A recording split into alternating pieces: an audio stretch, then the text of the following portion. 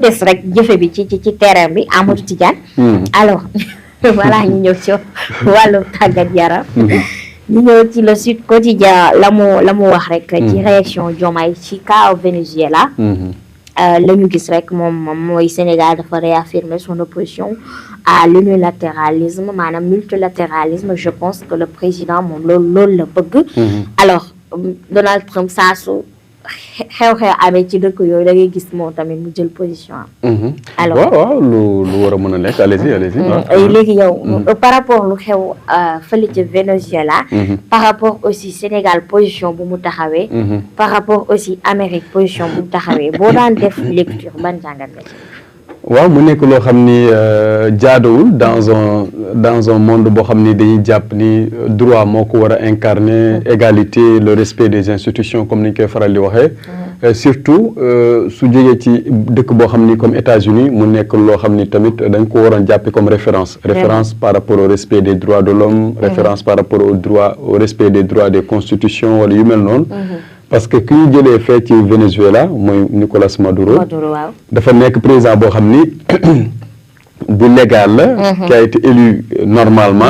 nekkul boo xam ni peut-être dictateur bon à la limite ça dépend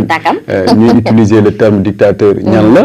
c'est les États-Unis mais Donald Trump quand même venant de lui nekkul loo xam ni daf ñu surprendre parce que moom lu mu bëgg imposer. du mbetteel du lépp lu mu bëgg rek il faut que mu def le tout ba am ko. loolu c'est également mu nekk loo xam ni man jàpp naa ni c'est pas normal quoi. dans un état normal comme les États-Unis dans un pays.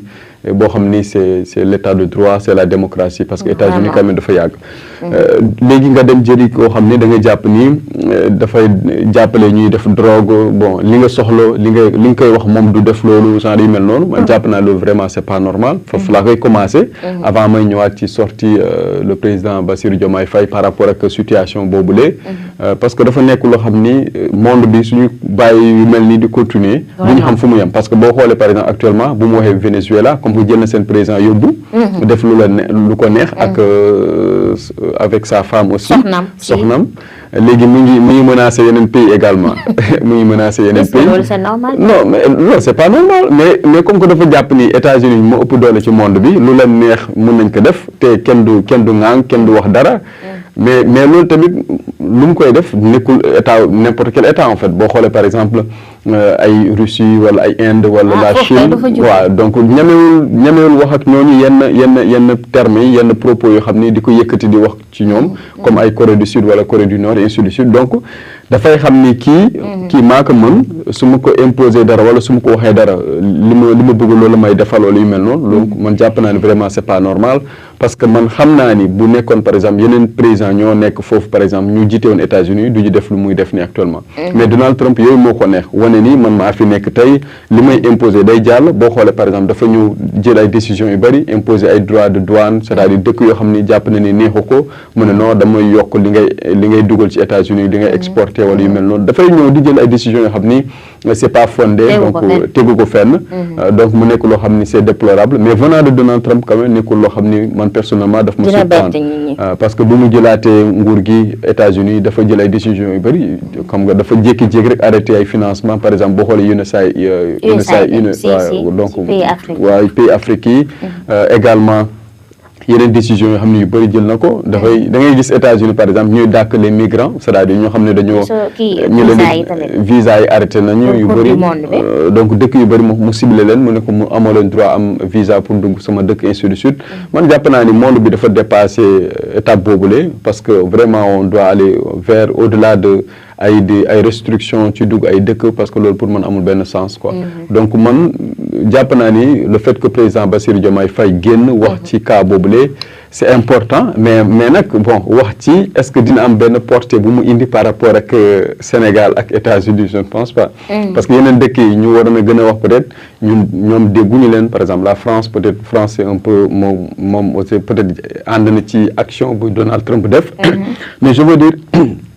pays africains yi boo xoolee par exemple États-Unis amuñu respect ci ñun parce que dañoo jàpp ni ñun on ne représente rien en fait amul dara lu ñuy représenter réellement en termes de ci aspect yu bëri sur le plan économique sur le plan militaire sur le plan sanitaire bon mun naa lim ba fii ba gannaaw suba dañoo xeeb donc loolu jàpp naa ni c'est pas normal bon mais en tant que njiit mun nga continuer di wax dafay mel ni rek nga jógee par exemple nga dem de fecc Nations Unies mooy xam nga assemblée générale ci le mois de septembre bii lañ ko defoon Diomaye sax dem na fa président bu ñëw day def discours wax ci monde bi ni muy doxee ni mu gisee adduna bi et tout ça donc dañuy wax lu leen wax gars yi du ñu la déglu sax mais président Amérique bu ñëwee wala yeneen dëkk yoo xam ne peut-être ay Russie wala ay Chine même bu amee ay représentants sax moo leen di bon ay ministre wala ay premier ministre moo leen di représenté waaw dinañ la may dopp parce que jàpp nañ ni ñoom ñoo gouverner le monde comme on dit c'est eux qui gouvernent le monde c'est eux qui dirigent en tout cas donc décision yu bëri ñoom ñoo koy jël donc tant que demuñu ci pour man tant que demuñu ba tollale ñëpp pour man amul en tout cas du am benn portée boo xam ne dinañ ko am ñun par rapport ak suñu discours yi ñuy def que ça soit le Sénégal le Mali le Burkina Faso je veux dire en Afrique donc yeneen dëkk yëpp mais lii dafa nekk loo xam ni man jàpp naa ni dañ ko war a condamner parce que c'est pas normal nga dem jëli koo xam ni nekkul un criminel c'est un président élu démocratiquement dans un état dans un pays boo xam ni dafa am constitution bu ko incarné da doon exercer son pouvoir normalement nga dem jëli ko ne ko coppet yóbbu c'est comme si non loolu moom doole rek moo ko mën a def amul leneen parce que amul leneen loo xam ne mën nga ko utiliser comme expression pour qualifier ce qui s'est passé là-bas donc le fait Diomaye génn wax ci man jàpp naa c'est tout à fait normal je crois que même nos confrères de Le Soleil aussi ñëwaat nañ ci Ousmane peut-être mën na génne Le Soleil xam nga Sud Quotidien pour wane encore une fois de plus nii que Diomaye on l'attendait parce que c'est de la diplomatie donc le monde bu amee yenn question yoo xam ne da koo touché il faut que nga wax ci en tant que njiit ñu dégg la au moins ñu xam au moins yow position bi nga am te loolu day gën a renforcer peut-être également sa relation ak yeneen dëkk yoo xam ne mais nag parfois aussi mën na yàq lu bëri par exemple Diomaye bu waxee ni moom àndu ci Donald Trump c'est quelqu'un boo xam ne il est fou xam nu muy doxee bon je veux dire xel bi néew fi mën na jékki-jékki rek mën comme que àndoo man li ma jël comme décision man tamit dinaa la woon ni am na loo xam ne mën naa la bloquer mën naa la ko soxoree effectivement donc boo xoolee décision yi mu jël yëpp ay USAID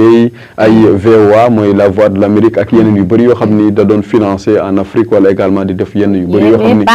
c'est de la diplomatie dafa xëy rek arrêté leen boo xoolee par exemple VOA mooy la voix de l'Amérique mooy média comme ñun dafa jékki-jékki rek mail la envoyé les responsables qui travaillaient dans ce média là mu ne leen bon da ngeen di nekk ce qu'on appelle chômage technique quoi ngeen yeewu rek toog leen seen kër en attendant ma xool yëf yi ni muy demee donc xoolal ba léegi dafa taxaw ainsi de suite ak yeneen yoo xam ne mën nañ toog fii ba suba di lim di wax donc Donald Trump man jàpp naa ni muy doxee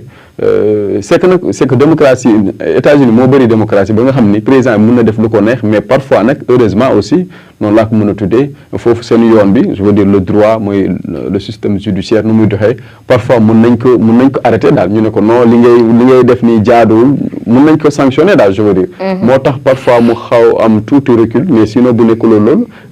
saa yu bu yeewoo rek mën na jël décision boo xam ne mën na impacter monde bi yëpp mais heureusement foofu dafa am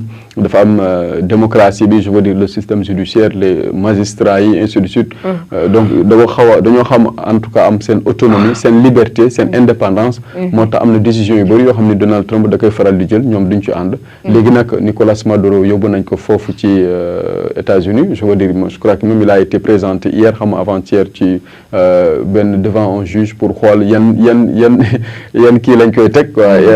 yan daan lañ koy teg xam nga loolu moom vraiment day xam ne lii vraiment jaaduwul nga nekk président boo xam ni yaa ngi ci benn dëkk boo xam ne yow bon Donald Trump dafa jàpp ni waa ji àndul ak moom je veux dire lu bëri da ko doon conseil mais du ko def je veux dire par rapport ak drogue bi parce que jàpp na ni da leen sonal bu baax gars dañ koy jëlee ci dëkk bi di ko dugal États-Unis ñoom seen xale yi di ci jël di ci am problème ainsi de suite ak yeneen yoo xam ni wax na ko ci mais boo xoolee ay experts yu bëri en tout cas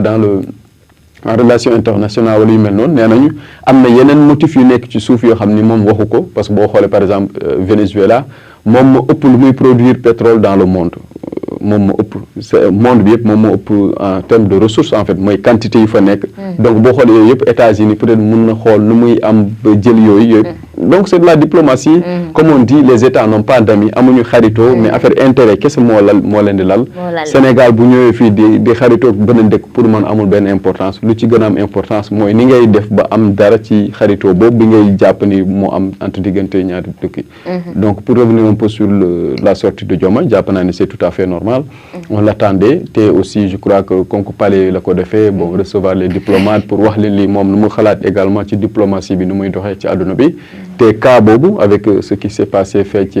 aux États-Unis nekkul loo xam ni c'est de l'actualité te dina continuer di nekk actualité parce que Donald Trump mu ngi continuer de menacer. Cuba mu ngi leen di menacer. Dubaï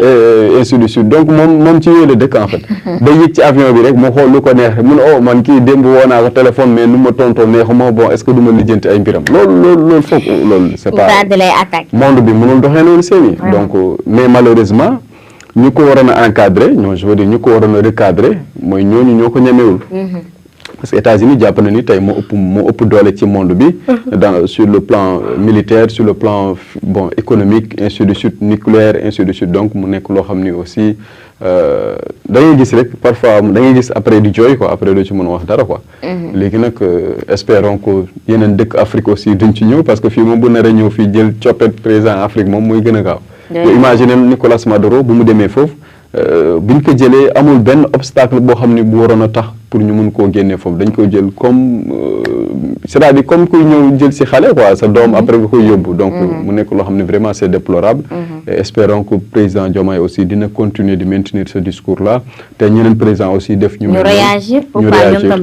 waaw ñu réagir quoi mais nag problème bi mooy li ma la wax sànq rek xam nga boo xoolee aussi boo bëggee préserver say intérêt am na lu bëri loo xam ne aussi mënoo ko wax c'est ça le problème en fait te loolu aussi ça se comprend mais waruñu egg foofu quoi mais Donald Trump quand même ni muy fonctionner nekkul loo xam ne nit ku normal la quoi man noonu laa ko gisee. D'accord. C'est important. Alors fédération sénégalaise dañoo wax ne dañoo war a joxe 900